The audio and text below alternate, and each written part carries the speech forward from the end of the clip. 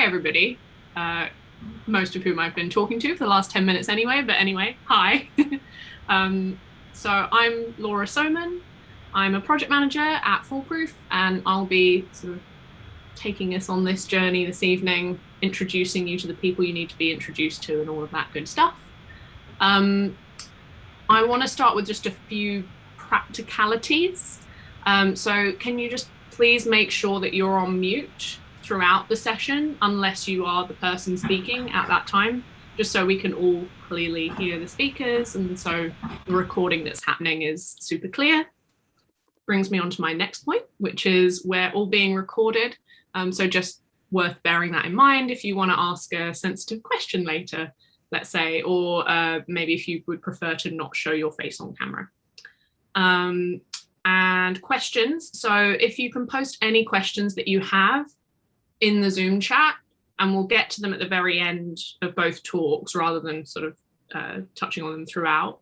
And then we can also find any overlap in any questions and go through those at the end.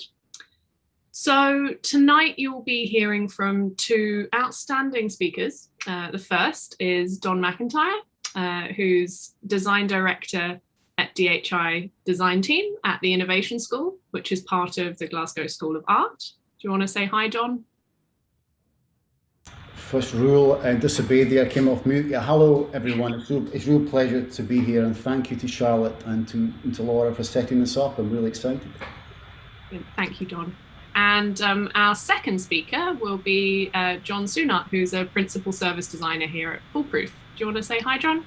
Hi everyone, I'm John. Hi, brilliant. Okay then. So before I hand you over to Don, I'd like to take a few minutes just to talk to you all about our overarching theme for this evening of collaboration. So when Charlotte and I were talking about this event, and you all know Charlotte, she's our fantastic marketing coordinator, we ended up in a conversation about sports teams, specifically the English men's football team. And then we started talking about the New Zealand All Blacks. And I got thinking about some of the things we can learn from sports teams, because, you know, like, what better example do we have of groups of people who are highly motivated to get collaboration done right? If they get it wrong, they lose games, and it's high stakes stuff. I'm a project manager, and so a big part of my job is helping groups of people collaborate on a single goal or purpose. Just usually not with the pressure of a World Cup final. And there's a really great book about this, or about this sort of thing, by a guy called James Kerr, called Legacy. And this is the book. I don't know if you can see it. And it draws out 15 or so mantras or learnings, I guess, from the way that the All Blacks work together. Some of them are a bit intense, as you would expect from the best rugby team in the world, with quotes like, "It's an honour, not a job," and "in the belly, not the back," and stuff like that. But a lot of it is the things that we could all benefit from considering in our day jobs. So I'd like to just quickly share a couple of the things that jumped out at me from the book. So the first one, have a look here. Yeah, so the first one is sweep the sheds. So the sheds are an area under the stands at a stadium where the teams get ready before the match and grab water and snacks at half time, and where they debrief afterwards. And as you can imagine, it gets pretty messy pretty quickly, all those muddy boots, toing and froing. And sweep the sheds is a mantra for the All Blacks, because before they leave, the senior players will grab a broom and do just that. So they sweep up, tidy up after themselves, and leave it the way they found it. And it doesn't matter that they're big shot rugby players.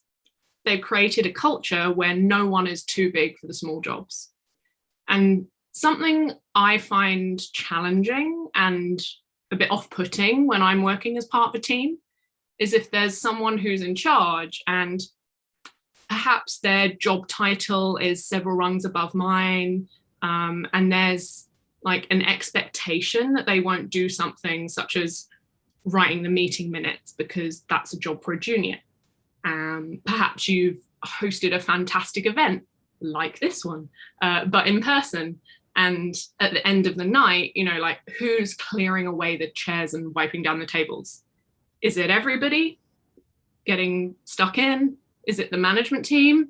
Or is it just the interns?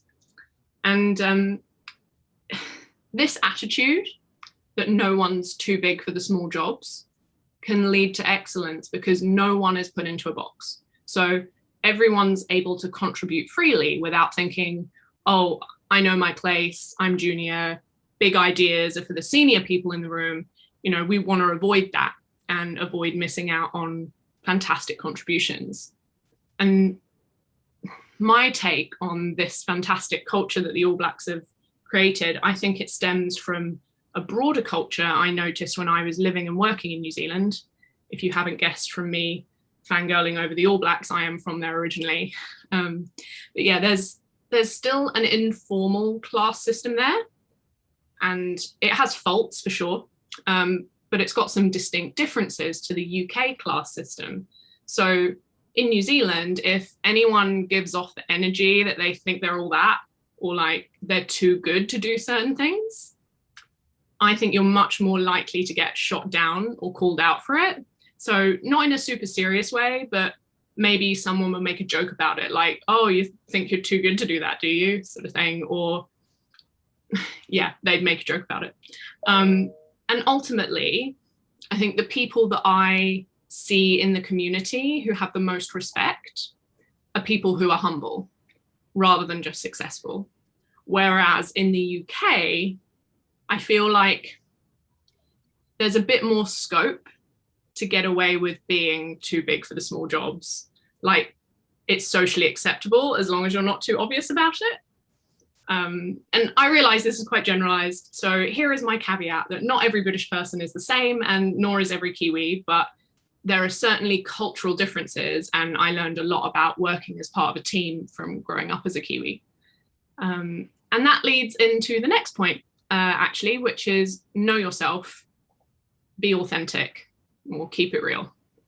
And doing stuff because everyone else is doing it, succumbing to peer pressure, not speaking up in that workshop because you're worried that it's a stupid question and you want to make sure everyone thinks you're really smart. That's going to get in the way of effective, successful collaboration.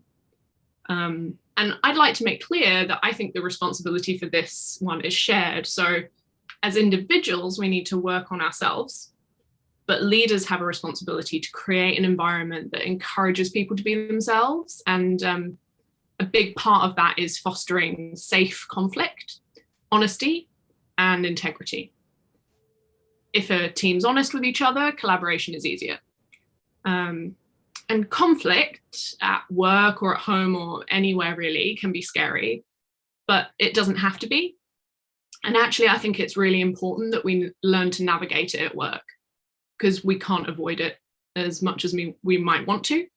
And also, like, can you imagine a world without conflict? Like, I actually think that would be quite terrible. And to clarify, I don't mean violence.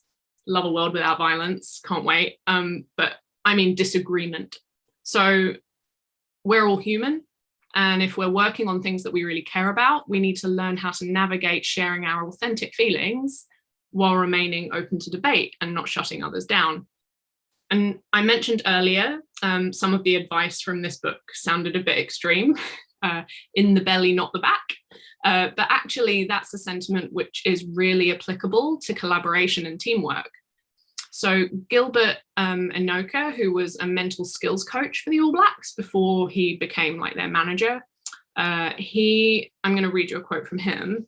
He describes it like this. So he says, the key to strong peer-to-peer interaction is a high level of trust. This is trust in the sense of safe vulnerability. The leaders need to create an environment where individuals get to know each other as people and gather insights into their personal story and working style. This needs to be supported by the leader's role modeling behavior around admission of mistakes and weaknesses and fears. This is essential for safe conflict and safe confrontation, where the most important interaction often occurs. And then he goes on to talk about some of the benefits of considering those things. So he says, being able to say to another guy and just being a matter of fact without it being a personal judgment, you need to be doing this to help me out with my job.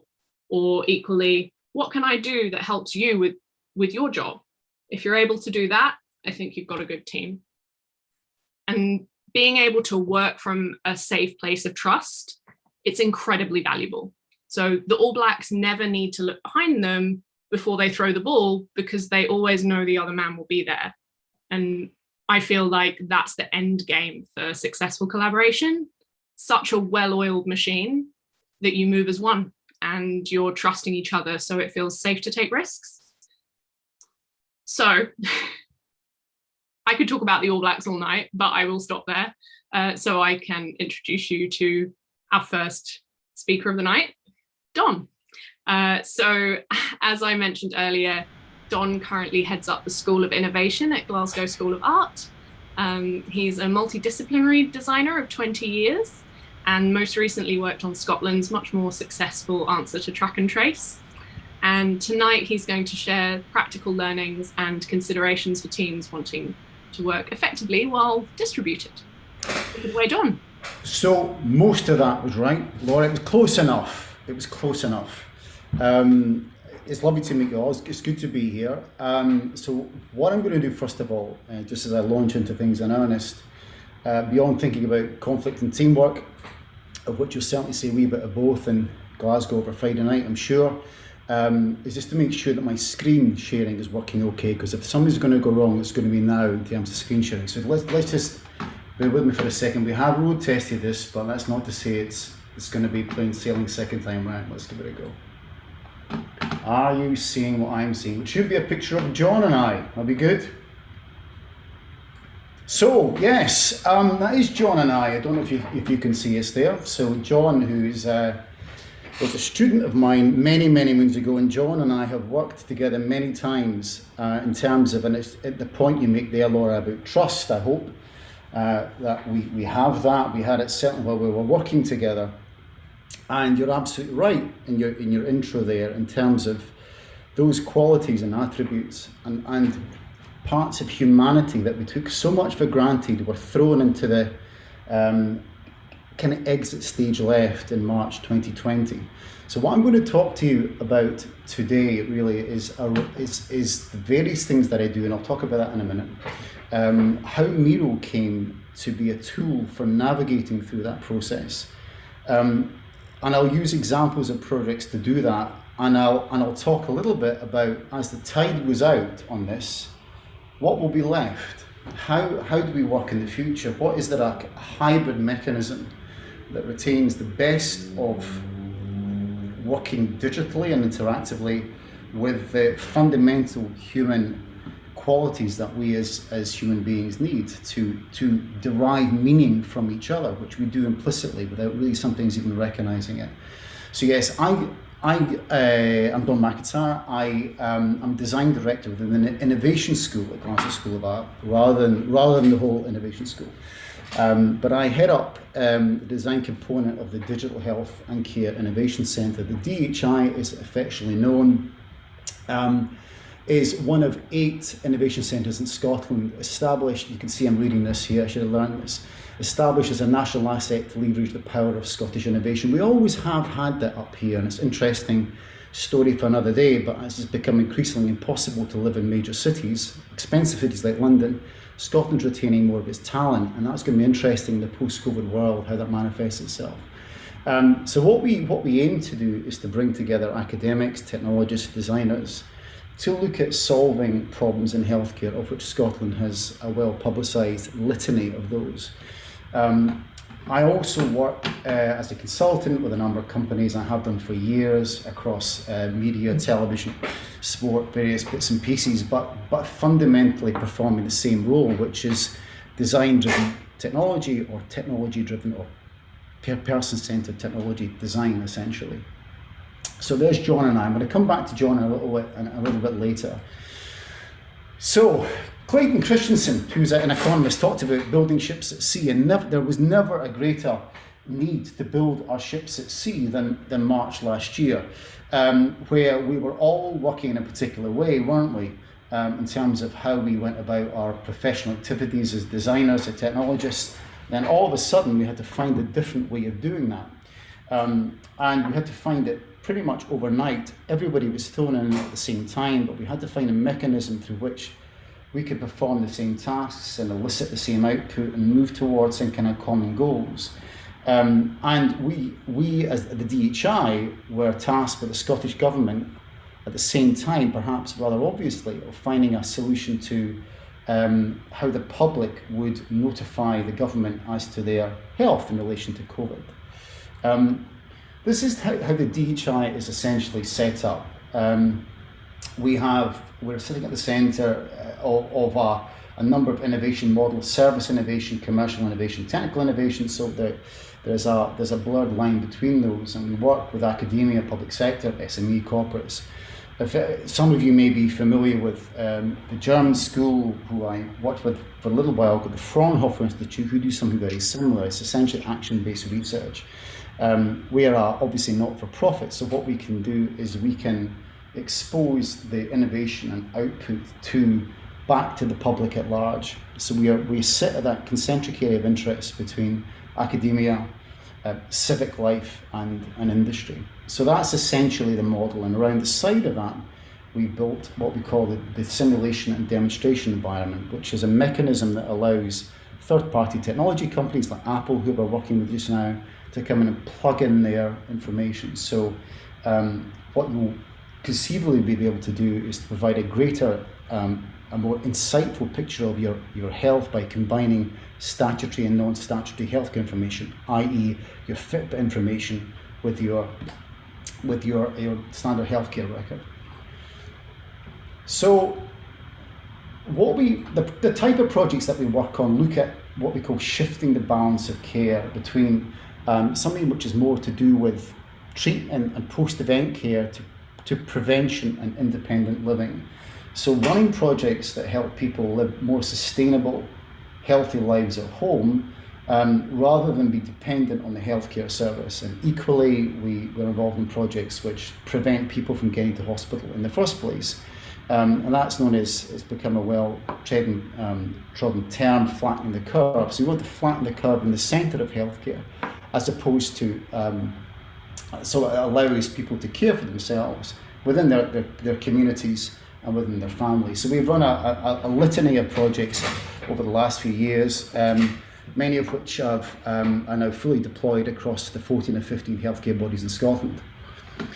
So that's what we are doing at the DHI. So it came as a big shock to us, and we had to we had to find a way of working differently. In situations where normally we would be working like this, so John and I have been involved in projects where we literally create an environment where the people that we're aiming to help, whether it be physicians, clinicians, patients themselves, we bring them into a real world context, and we ask them to walk through scenarios. We can observe those scenarios, and we can derive insight from those. Something that perhaps stands GSE apart a little bit is what we call practice-based research, so object and material-based practice, which we use objects and artifacts and mechanisms, physical mechanisms to drive out that insight. Children do this very naturally. So drawing and building things comes very natural to us as people. And there's a tremendous amount of insight to be gathered from understanding how those things interrelate. So from the perspective of working digitally, we were faced with the challenge of how do we resolve that? How do we move that forward? This is an example from a project John and I worked on with the Scottish Ambulance, which we literally did mock up a scenario within which a series of events took place, and we would film that, we would watch that, we could alter the event, we could elicit a sense of understanding as to the systems and processes and software that would be needed to deploy into that environment. So there he is, John, doing all the hard work as usual in the background, as I waxed lyrical. And it's a very, very effective way of understanding need, in a way that where you're sitting opposite somebody with a piece of paper and a pen and say, what is it you need? They won't be able to tell you. They might think they will, but they can't. They only manage to do that in a situation where they can role play. So we're faced with this conundrum. How do you codify that? Moving into a digital space, how do you collaborate in that rich context that allows you to document, play back, elicit something which is intrinsically physical in its dimensions? And a good example of that, an example I'm going to use just now, is a project which we ran for Macmillan, which is, I should be using the Miro tool here, shouldn't I? There we go.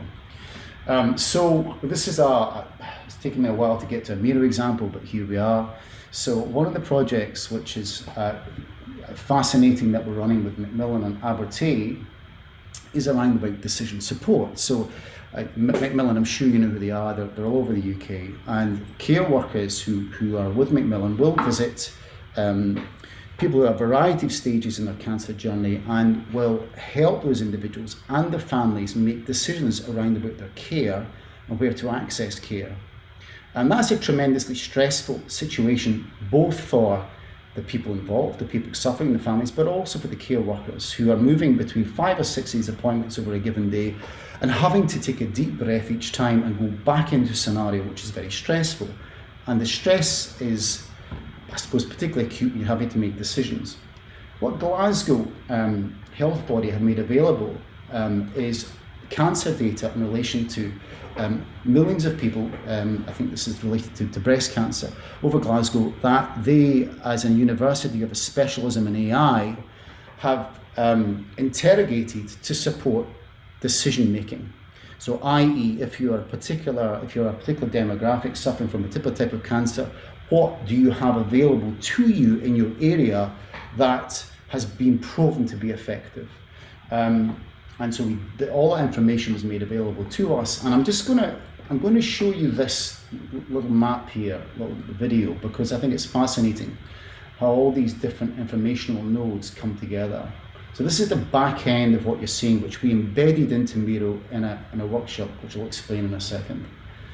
So these are all the interrelational components within somebody's within the cancer data set, and that's entirely real time. It's entirely interrogatable, and that can be used to help serve up suggestions.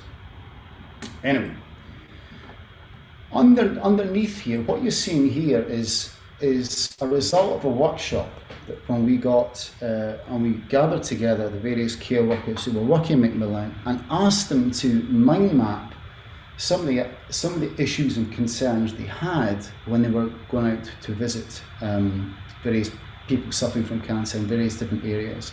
And this is what we encourage. We encourage the chaos. We encourage the freneticism of this activity.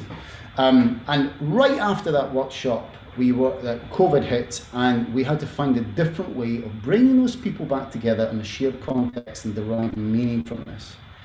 So what we did was we built a board in Miro. We had 78 people working through what you'll recognize as a typical kind of Kanban board, interacting around the same session. We divided them into geographical regions, and we asked them to consider what the user persona, so in other words, were they a nurse, were they a care worker, what role did they play in Macmillan, what their activities were.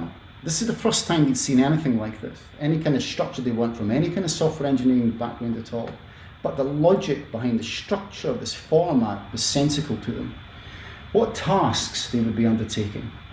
So capturing the patient's data, planning an appointment, planning a dining. So the chronological flow of activity, which was a far cry from the messiness of how we asked them in the past to describe it. And then consider what the interactions would be under each of those.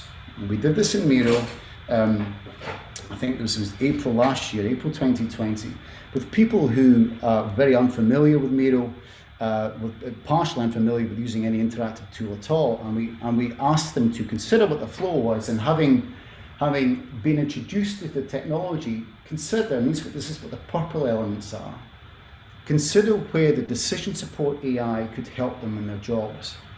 And I held my breath here because I was thinking, this is either going to really go badly, they're not going to get it, or there's going to be a sense of willingness to participate in a paradigm that is entirely different to the one that they're used to.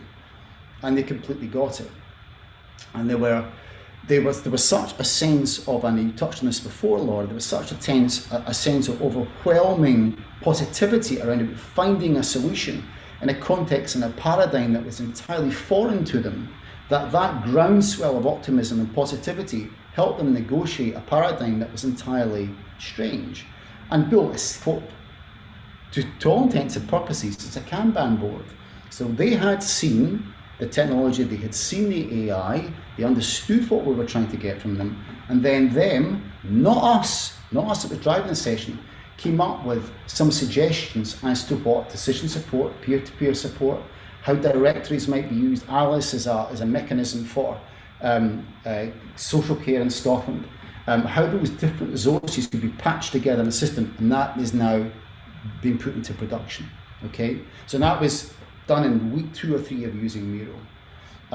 And so what struck me was, A, that it worked, that you can bring people together in a foreign context, but secondly, and I'll maybe touch on this a little bit later, is the potential to work asynchronously was really helpful here. So some people in a physical context don't necessarily have the bravery, the gumption to come forward and to speak up, but in a digital context, if a board is being left up for a period of time, they may just be too shy. They may want to go away and review what they've heard and come back and contribute. And then the 2 blue blocks here came from a lady who said nothing in that session. She went away at the weekend and she added these, and they were 2 of the most valuable elements that were contributed. Now, would that individual have stood up and made those points in a physical session? Maybe.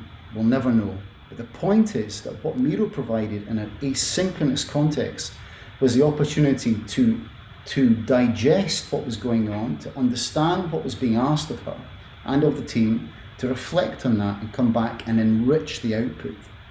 And so that was, I didn't necessarily see that coming, but consistently over the projects that we've been using Miro on, this has been a key theme. And so we talked earlier on about that, as the tide was back out, we return to normality, that will play a part.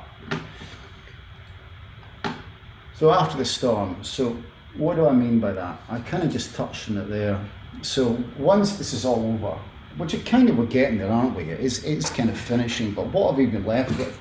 The processes that we use, the design processes that we use, are sometimes mask the fact that a lot of this stuff in design is instinct. You don't go, I'm not sure I would trust a defense lawyer who'd done a weekend course in defending your life, nor would I trust someone who's done a weekend course in design thinking.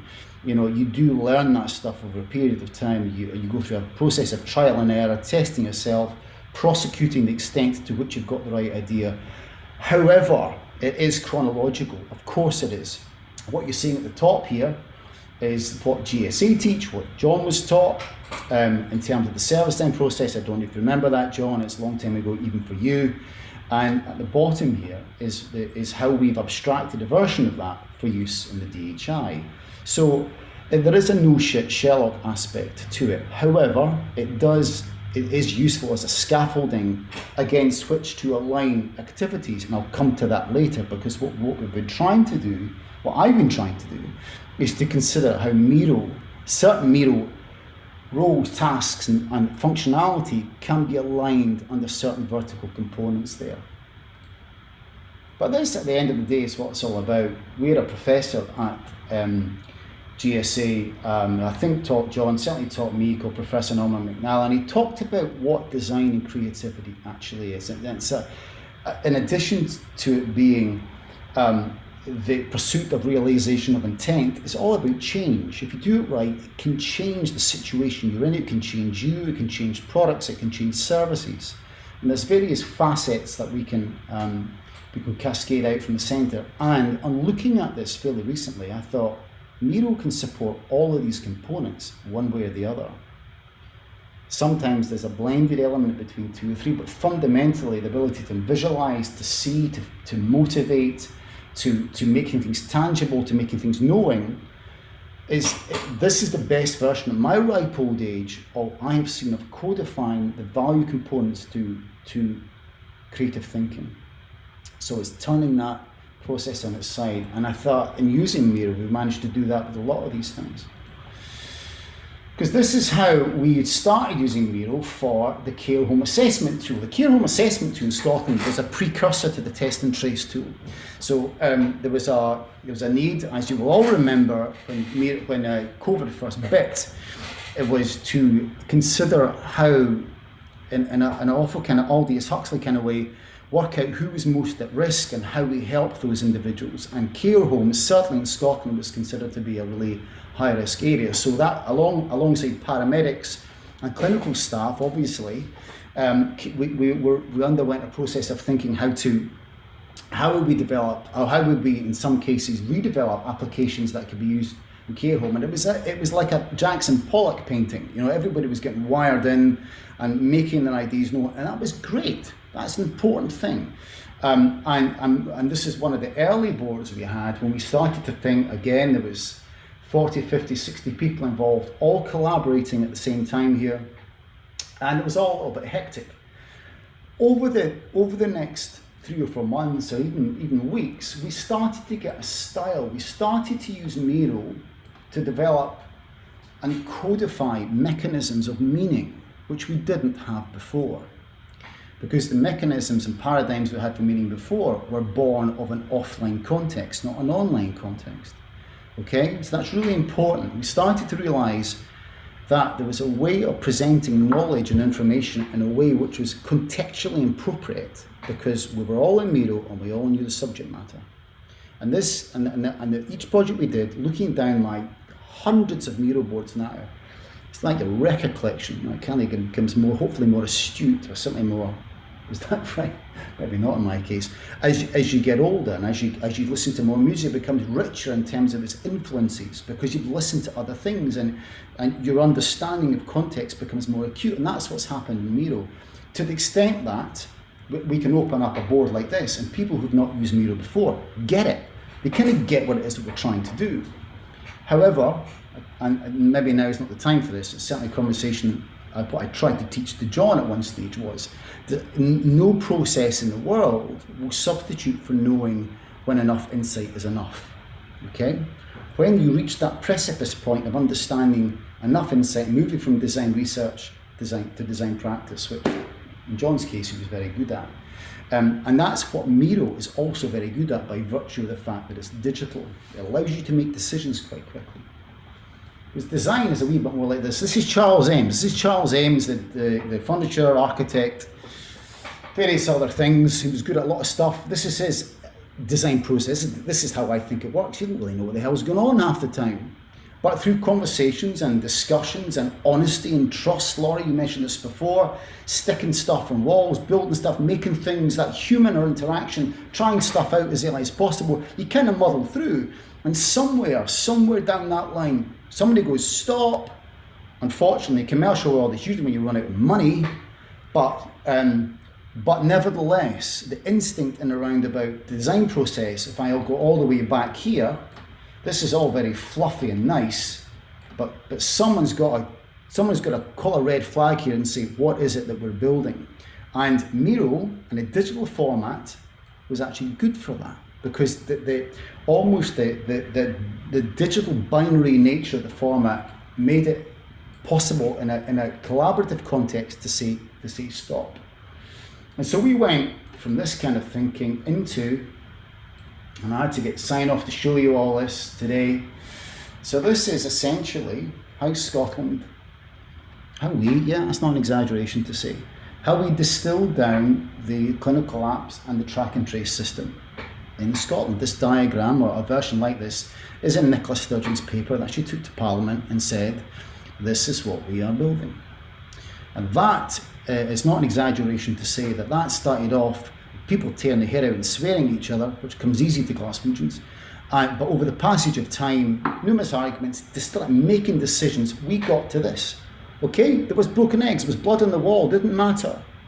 Okay, it's a bit like having to learn a new card game and then realizing that's your mortgage on it. Okay, this isn't not a dry run, you better learn fast. Okay, that's what it felt like.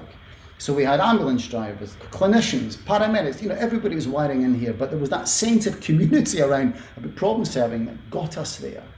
And we almost as a squad became better at using Miro en route. It was weird, it was a strange thing.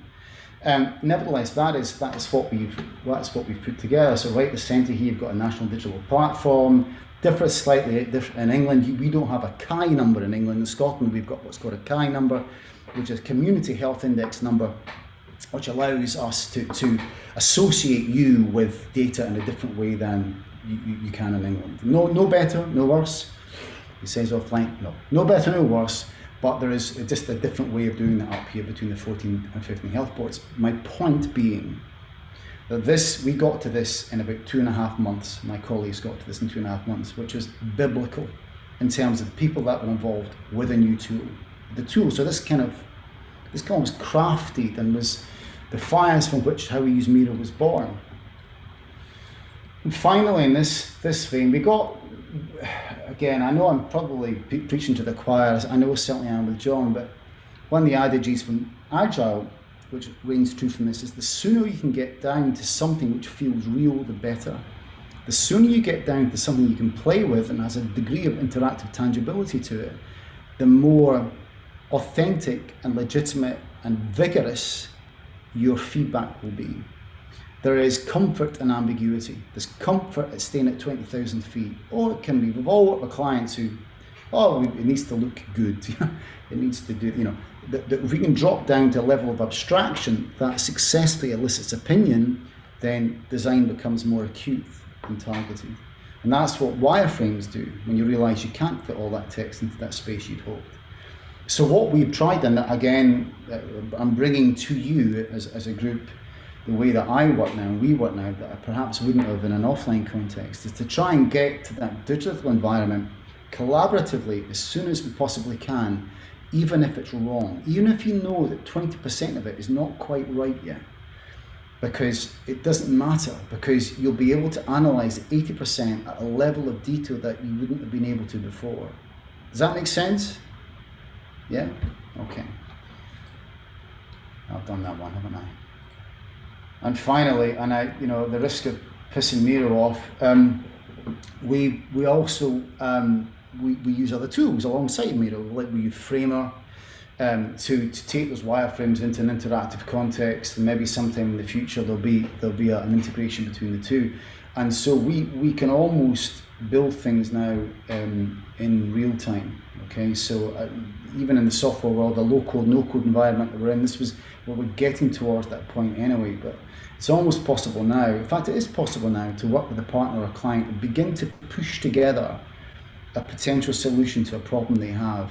The point being, and this is really, really important, as long as A, we understand that it's the right problem that they have. You're not just rearranging the deck chairs on the Titanic and solving a problem that they think they have. There's always a need to go through a design research in advance of that. I get a sense of their context, their needs, their personas, etc. Having done that, the last 100 yards are relatively not straightforward, but they're not as turbulent. I'm just conscious of time. Yeah, but there are some challenges that it is a different paradigm, but the challenges are the same. I worked for a little while with an Italian car company called Giugiaro, and it always fascinated me how they made decisions. Because they used to have and it stayed with me all these years, they used to talk about a 2 p.m. decision. And the design team there was multinationals, Australians, Italians, obviously, Americans. But this phrase, a 2 p.m. decision, came around. 2 p.m. decision was a good decision. Okay, it was. I remember the gull-wing doors and the Brera, which I'm showing you here, didn't make it to production, but other things did. I remember there being a handle on one of the alphas that made it to production that was considered that. So called because the conditions at 2 p.m. were perfect for the right decision. The design team had come in, they told everybody over the weekend, they'd had 8 cups of coffee, talked about the Juventus score, and then argued with each other, which was kind of a daily occurrence. But then by 2 o'clock, there was this kind of equilibrium between the group. And around about that time, it obviously wasn't 2 o'clock, that was an arbitrary time period. The conditions were set in a collaborative group that any decision or challenge that they went through, they generally got the right decision out of. And I think it's potentially possible to artificially create that environment where 2 o'clock decisions can be hermetically sealed and that environment can be made that safe space for collaboration.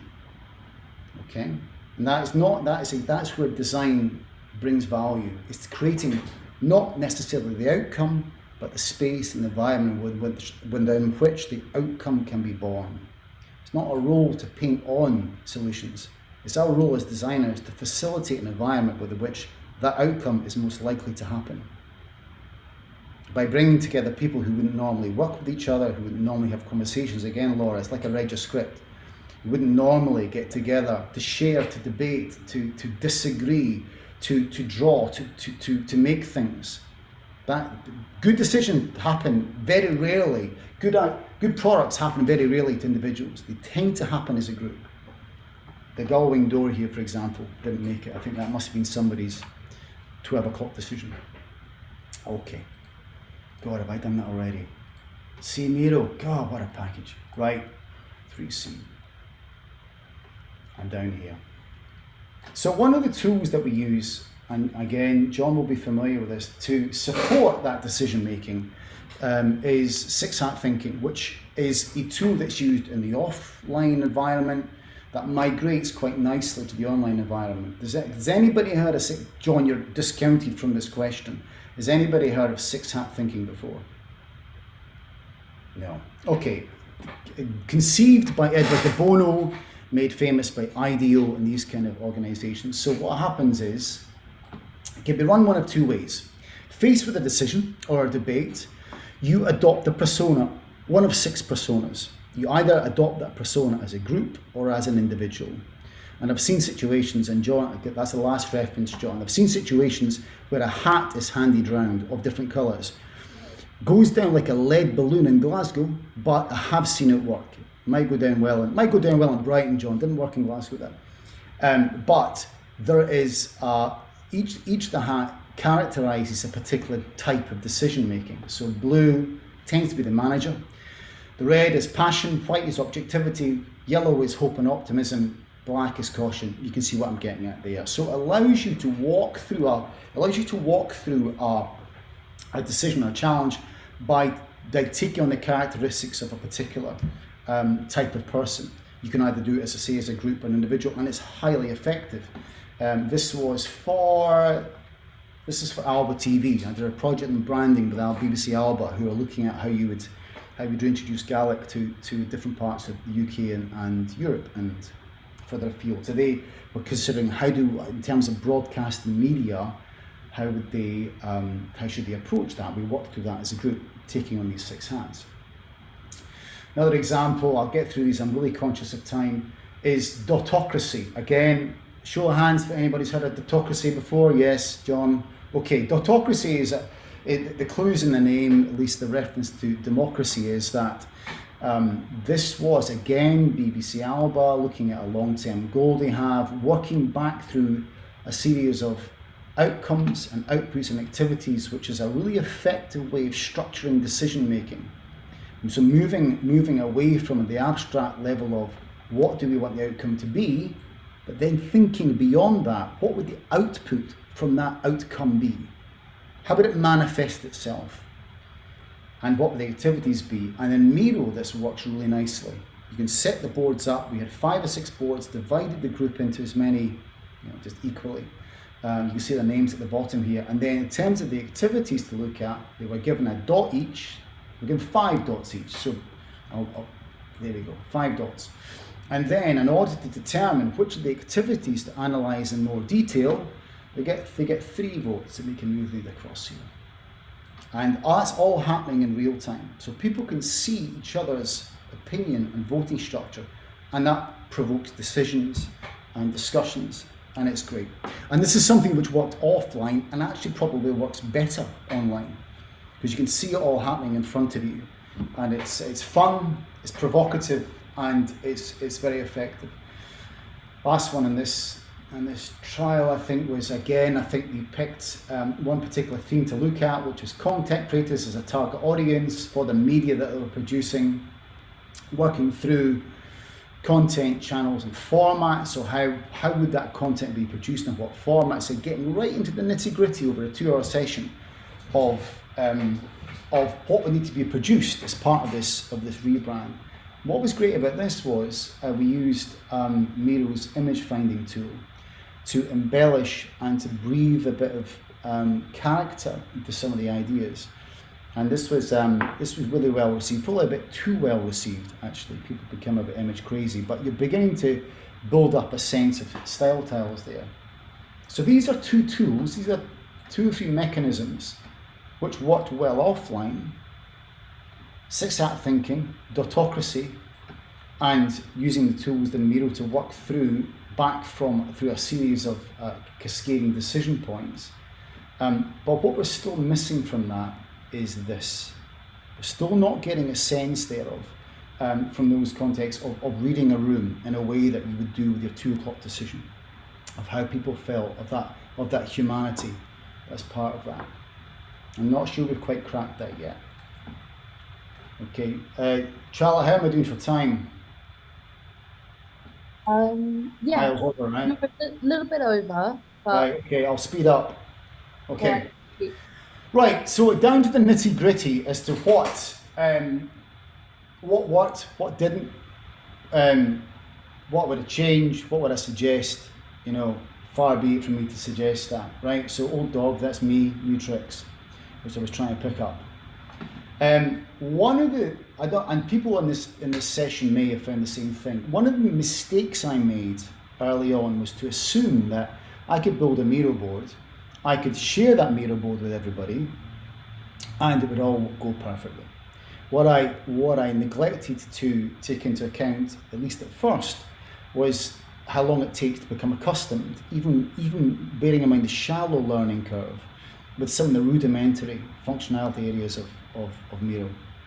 So what we tend to do now is to work in pairs, somebody driving the session and somebody what I call riding shotgun. So somebody who will be listening to the group, at least for the first session, if there's 2 or 3, and will be navigating and driving the board on behalf of the group. So there's often a decision to be made there as to, are you going to ride shotgun or not?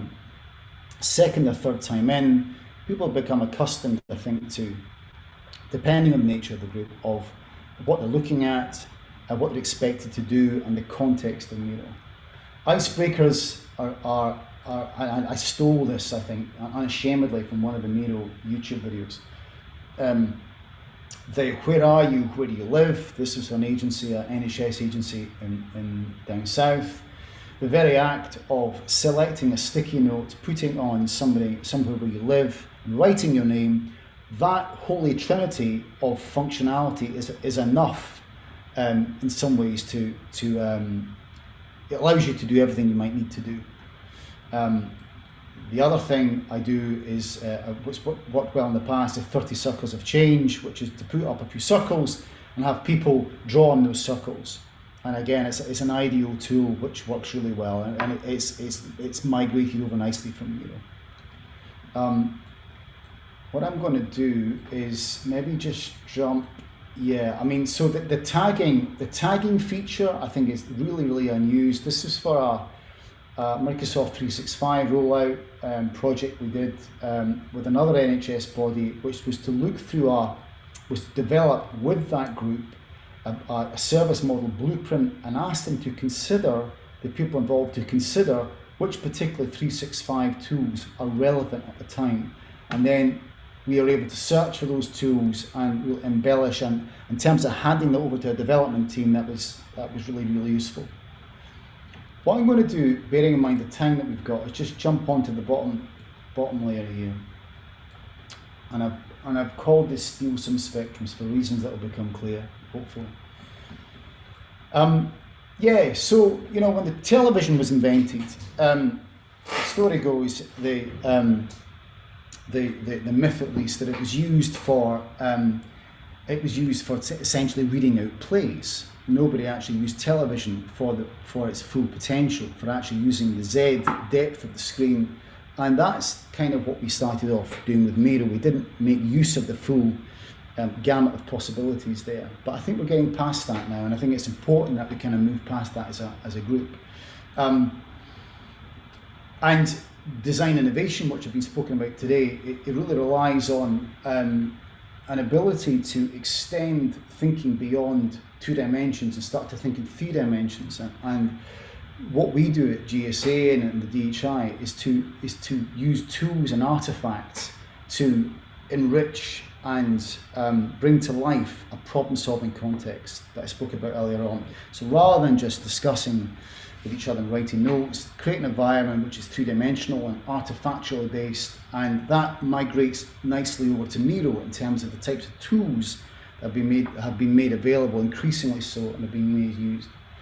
One of these, I think, and one of the things we'll see in the future, is the integration of jira. So this is, I'm almost done here, but I thought there's a really elegant integration of jira in terms of developing a backlog. So these are wireframes we built up for our NHS tool, and as you move in to each of these, what you see is much more detail about each of the requirements that then can be handed off to a developer.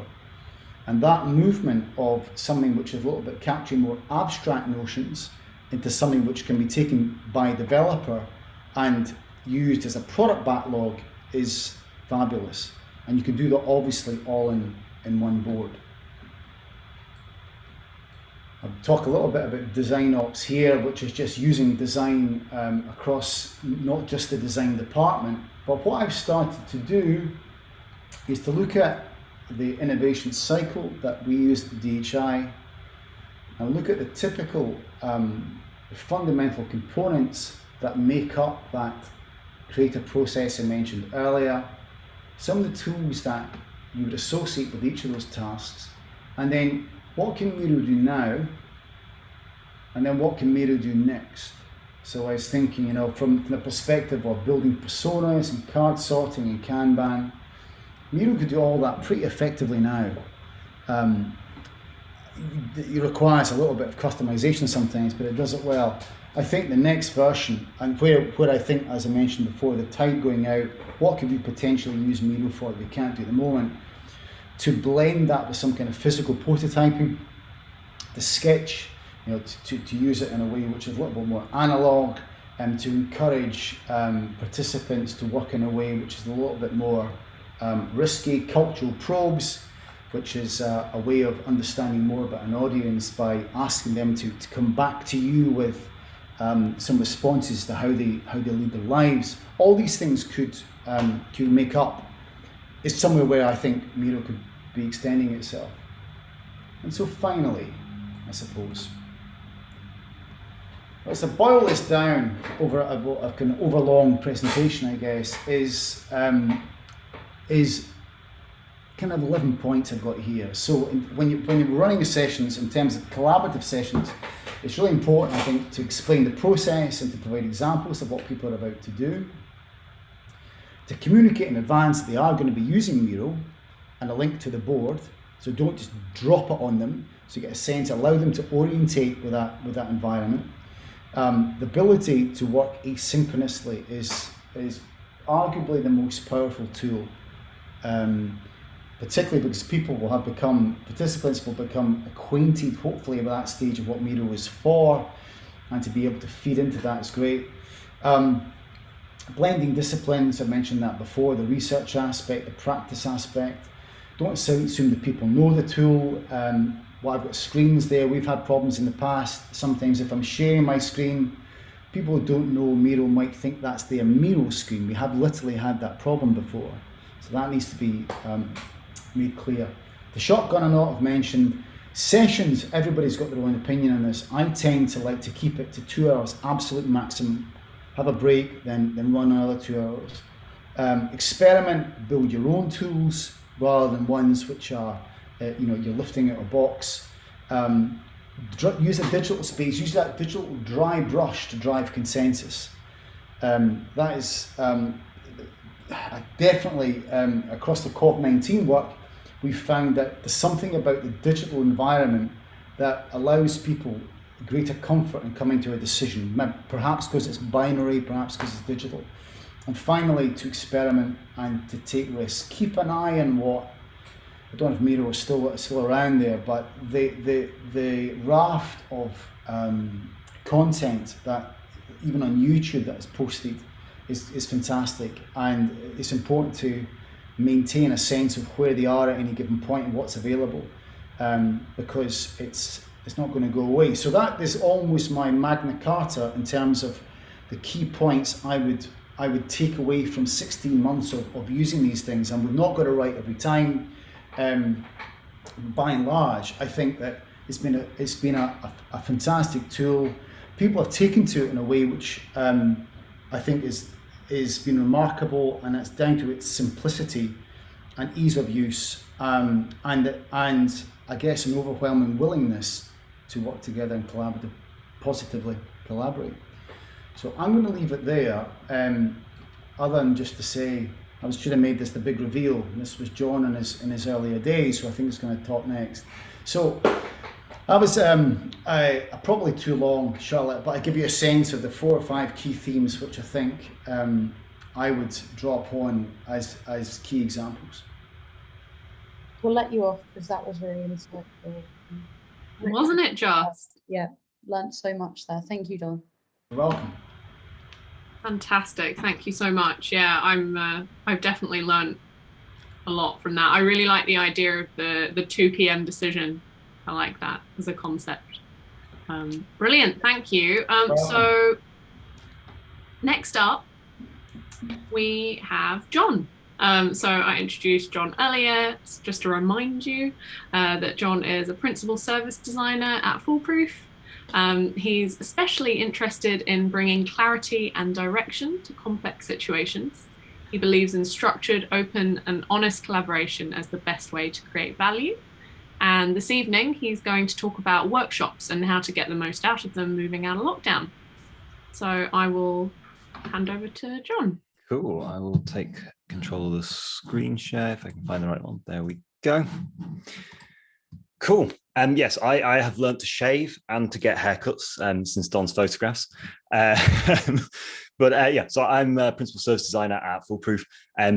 Really, my core practice, what I love doing is facilitation, and that's the way I always position myself. And what facilitation means to me is it's building a structure for creative activities and creativity to happen, and bringing everyone into that. So I'm a firm believer of bringing the client into that, bringing other designers into that, and bringing the users into that space as well. And what I do is make sure that the structure of that event takes us from a challenge to an outcome that's usable. Now, at the start of it, we don't know what the end's going to be. That's the point, or we wouldn't need to do it.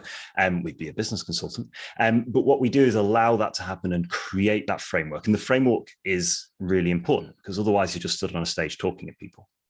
And what I thought I'd do for this chat really is to talk about the 2 landmark moments. So the first was March last year, which is where we suddenly had to go from being in person to not. And most of my role up until that point was going to clients, bringing people together in a room and running these sessions. So having that all of a sudden taken away, and as Don said, having to build that ship at sea as you crash into the next week, all of a sudden not only having to run a workshop for senior executives who don't know where the mute button is, but also running a workshop for senior executives who don't know where the mute button is, who are 5 hours behind you.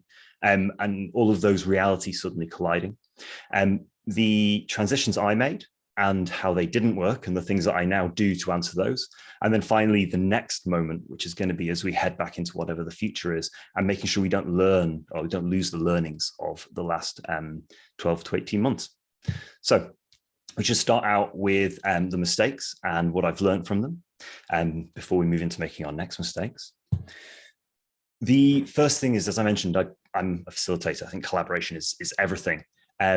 And the great thing about tools like, at the time we were using Figma and we were using Google Docs, and we were just getting into Miro, was it can be always on. You can just give the clients access to all of your space and you've got nothing to hide. Why not do that? And it turns out there are 2 really good reasons why not to do that. The first is when you let the client come in uncontrolled and see this mess, they panic. They have no idea what this means. I mean, I did this and I can't tell you what that means from 1,000 foot. So how are clients supposed to know what's going on? I mentioned frameworks, and when you do this and you give your clients unfettered access to your live work, you don't have a framework for them. And as soon as you take away the framework, they're lost in the uncertainty of a creative process and they panic. And then they lock down control and things don't work out. The other is the other side of that argument, which is as a designer trying to play and try out a new interface when you've got this client cursor drifting around and around what you're looking at, there is nothing more stressful. And if you want maybe your designers aren't that confident, maybe you've got a junior on the project, they're not going to do anything in this space. They're going to freak out, quite rightly, because we all hate it. And you can turn the cursor off, but you know in the back of your mind you're there. So and the other thing is that as a designer, as any kind of creative person, you need your personal space to go and do things in. You need that private space to experiment, to try out the stupid ideas, because they might not be stupid, but you don't want to do that in front of other people, which probably also goes for other people working on the same project as you. So after that initial, I should mention this time, I was running a design agency, a small agency of 10 people. And I was like, no, all of our projects will be public, which caused some issues. It's how we roll that back. And the most effective way I found is for things like Miro is to have a public board, which is public to your clients, and a private board, and have an agreed cadence. So at the end of every other day, we update it. And what you can do then is put a narrative down the side, explain what happened and why. And also you can use, as Don talked about, the always on nature of this, to leave feedback and feedback mechanisms in there that your client can feedback on, so you can move on really well. And it's also a lot more efficient sometimes than feedback meetings, because especially if you're working with larger clients across multiple time zones, it means they can do it asynchronously at all as well. The other thing, specific probably to tools like Figma, where there are elements that can't be copied across, like prototyping links, is to have don't look areas in the file. So I literally have a page which is a line that says don't look below this, and below there are all of the work in progress files and the designer files, and it's up to the project managers to police that and slap the wrists of any clients who are seen in that space. And so you're building an element of trust in there, but realizing that people actually need those private spaces, and just because we can doesn't mean we should. The next one was artifact as a record. I went trying to figure out how to articulate this well, but basically pre-pandemic, I'm going to turn off the audio. I don't know if you can hear that, but I can. There we go. Pre-pandemic, my phone was filled with videos like this. So this is what I do at the end of every workshop. I give someone my phone, I walk around the room, and I talk through every group of Post-it notes, everything we've done, every activity from the beginning of the day to the end of the day. So I do that for two reasons. One is it makes sure that I have a clear picture of what went on in my head, and it gives an opportunity for participants to shout if something's wrong. The second thing is that it means that I can watch it back, I can listen, I'm not a reader, I don't have to read all of those Post-its straight away, and we can just, I can type it up on the plane home, which is what I usually do. It also, as a final thing, from a different talk that I do, it lets you tie together all of the loose ends. So there's nothing worse at a workshop of working really hard in the corner and then being ignored at the end and feeling that the facilitators and the rest of the group haven't had a chance to see your work. Walking through it all means that everyone's work is seen and acknowledged, even if it's not added value, they still put effort into it. So it's a nice way of acknowledging that.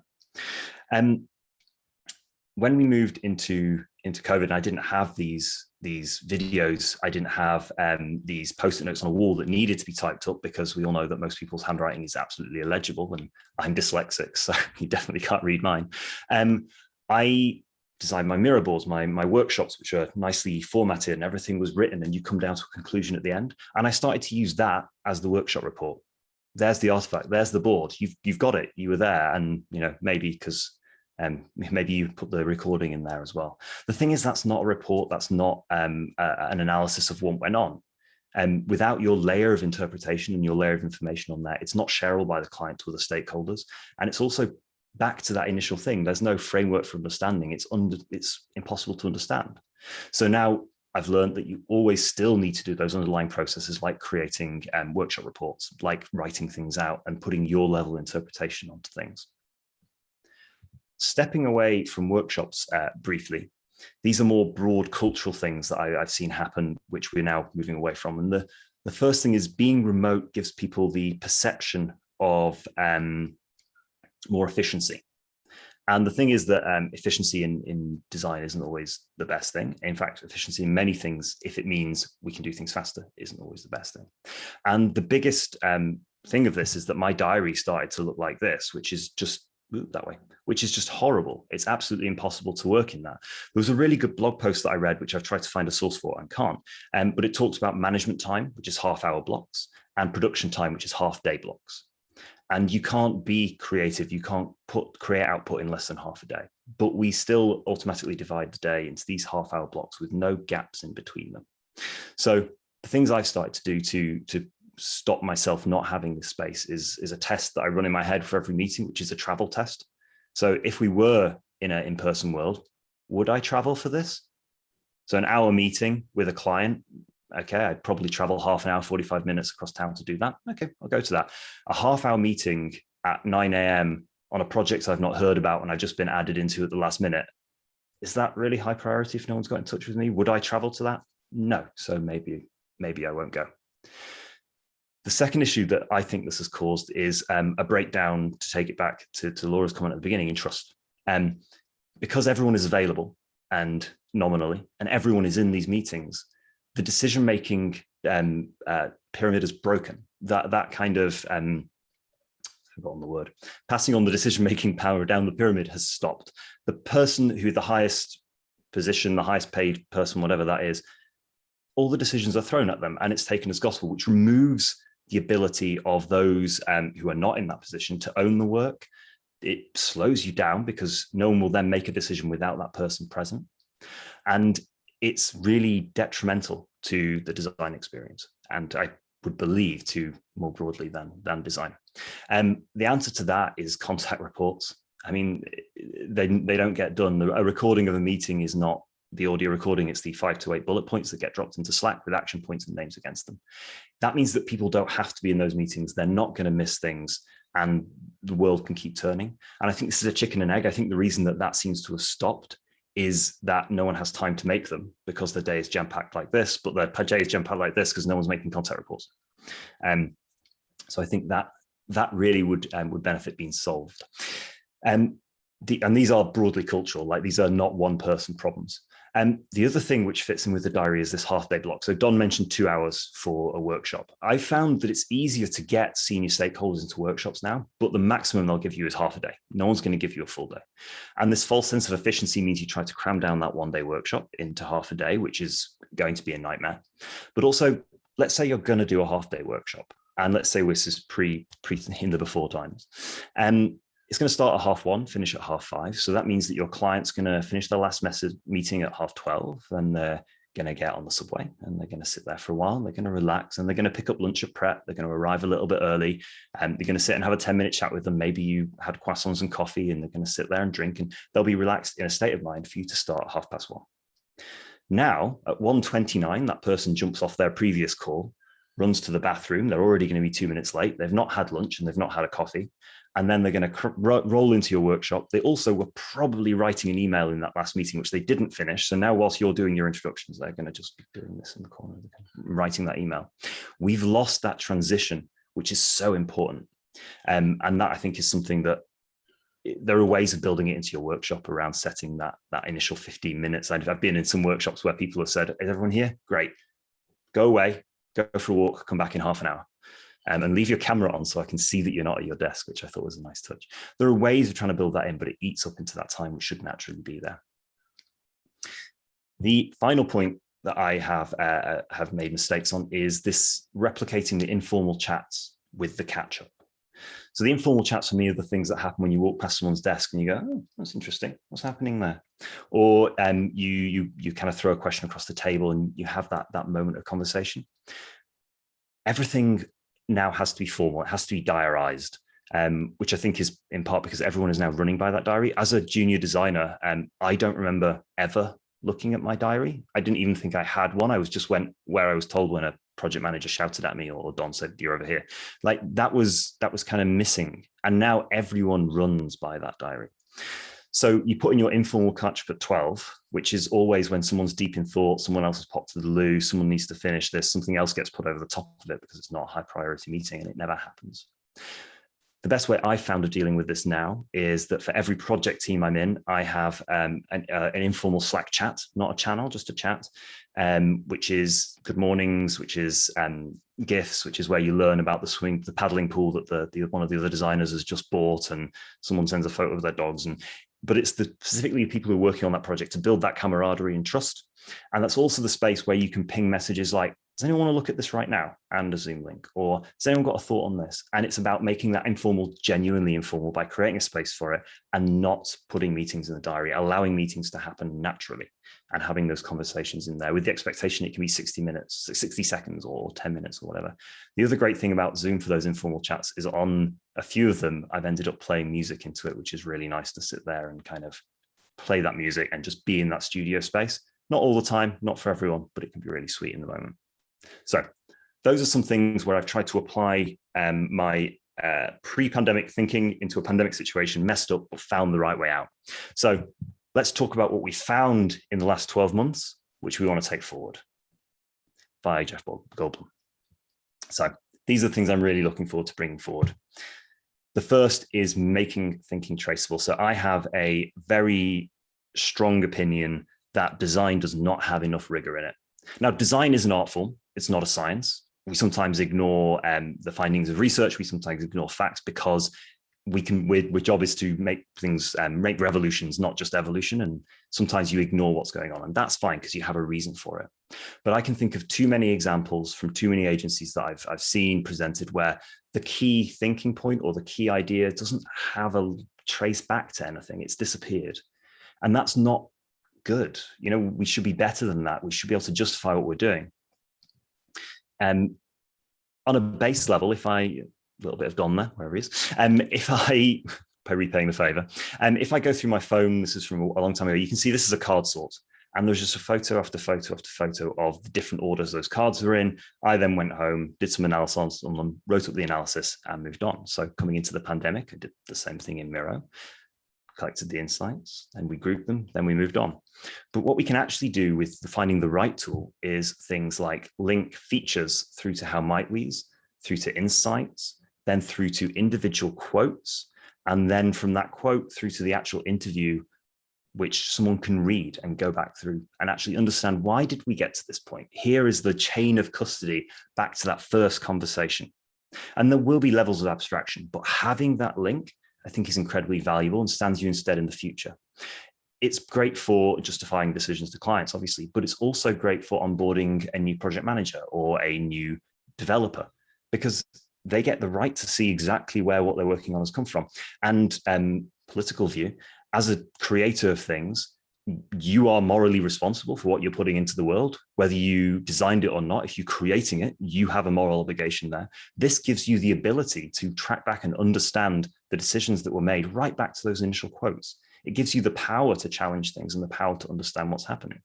This is something which I'm 100% going to be bringing forward into my offline practice. And when I'm moving into a hybrid situation, I will not be losing this traceability of thinking again. And I'm really excited about finding ways to make these tools integrate nicely to make that happen.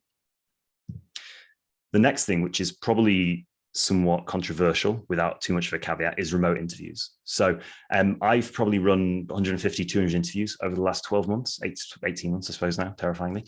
And I have had 0 dropouts from interviews. I've had 100% rate of success of people turning up to those sessions, which is insane. Previously, when I was running them in person, we'd do 8 in a day. One person is going to drop out. 2 people wouldn't be so upset about that because we still got 6. 100% success. So in situations where you can work remotely, I think keeping track of them, keeping doing this is fantastic.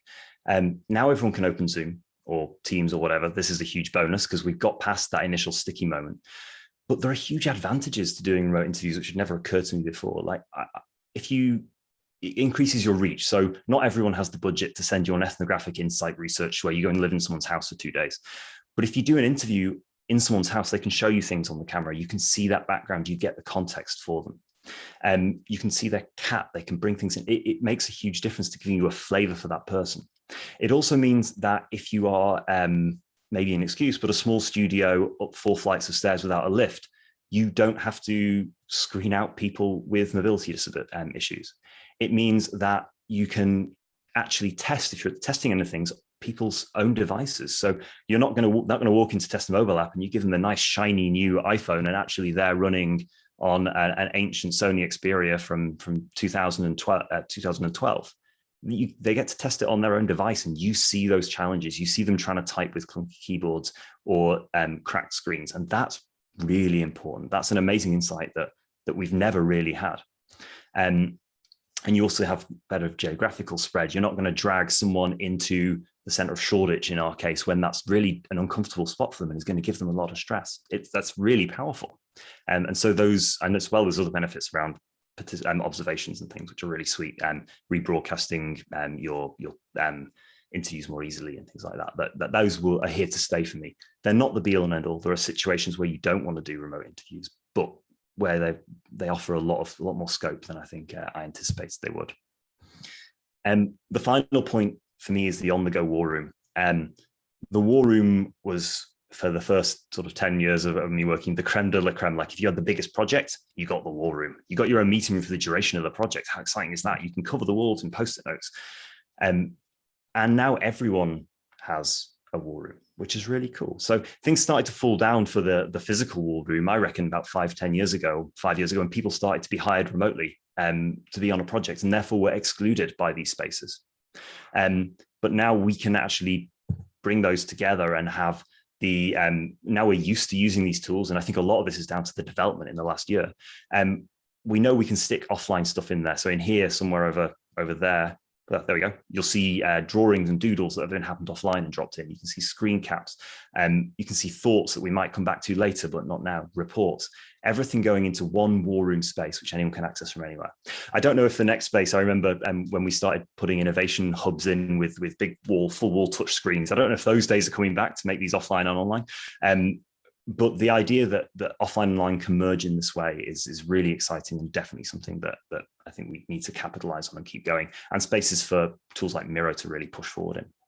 So this hybrid working is going to allow us to use these hybrid toolkits. I think the future is not, it's going to be different for everyone, whether you're all in the office or all not in the office, or people in mixture. I think I get very frustrated when you see the arguments around everyone should be working in the office or everyone should be working remotely. It's like, just be nice to each other and figure it out. Like, this doesn't have to be a binary situation.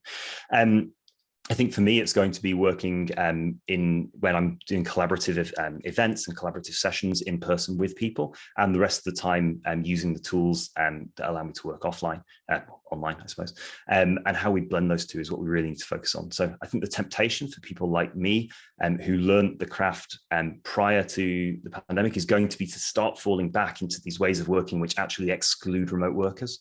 Whereas what we need to do is use those to make sure that they've been pushed forward so much over the last year. We can be really inclusive and make sure that this brings in a wider span of people, both users and designers and other sort of non-design related people, into that space in a really positive way. So that's all from me. I hope that was okay and interesting. And thank you very much. Fantastic. Amazing. Thank you, John. That was really insightful, and I haven't worked on a project with you before, but I hope I can soon, because you have loads of good ideas that I want to steal. So thank you so much for that. Now, before we all go, and depending on where we're watching from, maybe have dinner. Maybe I'm going to have another choc ice. I've had like 3 choc ices today. It's so warm. I wonder if anybody had any questions that they want to ask our speakers, or anything that came up that they thought was interesting and they'd like to chat more into. I'm having a look through the chat as we speak, but if you like, just feel free to unmute yourself and start talking, because it's good. We're good. I had like a little thought. It was more around sort of like adoption of these tools, and how personally I feel with all of these new tools we've got, I often feel quite overwhelmed that I'm over here 1 minute looking at my Trello board, and then, I mean, I don't use half as many as the designers at Foolproof do. So I just wonder how, if people are feeling the same as I do, how do we avoid people feeling overwhelmed moving back to the office with so much technology to pick up, because while some of us are very skilled at it, I think others are still sort of like lagging behind. And that might be their preference, but if we're kind of moving towards more hybrid ways of working, yeah, I suppose, like, what are the allowances? I don't know who that is directed to. Just kind of, yeah. I've got opinions. Okay. I think that the biggest challenge is going to be the physical space of the office, which is set up for in-person working. And I think the tools might be confusing because there are so many. And I think that'll be a company by company basis. It's going to be annoying switching because you're going to jump between different tool sets, but that's the same anyway. But I think how the physical office is set up to support this is going to be the biggest challenge rather than the digital tools that we use. And I think the only way to discover that is to go and try it and see what happens and see which areas of the office are used and which aren't. Yeah, I think one of the benefits, and I suppose John and I took it for granted about GSA being, if you like, the last Scottish, certainly if not British, design school, is that you are forced in some ways to walk past silversmith and jewellery to get to product design. And so there's a cross-pollination of thinking and exposure that we take for granted in everyday life. You know, you jump on the bike in the morning, you go to the train station, and you get on the train, you go to work.